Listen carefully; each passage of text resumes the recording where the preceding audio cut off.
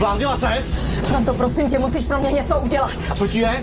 Mám strašný průser. A o co jde jako? Potřebuju, abys mi zastavil někde daleko od silnice. Co to meleš, víš, že nemůžu jen tak někde zastavit, proboha, Franto, prostě. prosím tě. Zapomeň, nechci mít Musíš průser mě já. zastavit! Ale nech mě bejt do prdele, jdi to hajzlu! Sakra! Ty vole, ty jsi témago.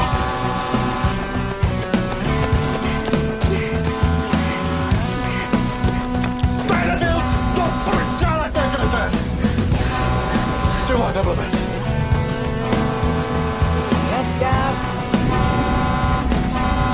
Zastav!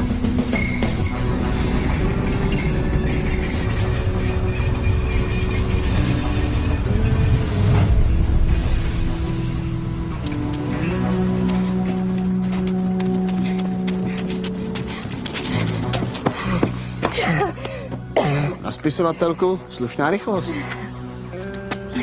Zatkneme ji oba, až se vydecháte. Já vás nenávidím. Vesnes bych, kdybyste mě měla ráda.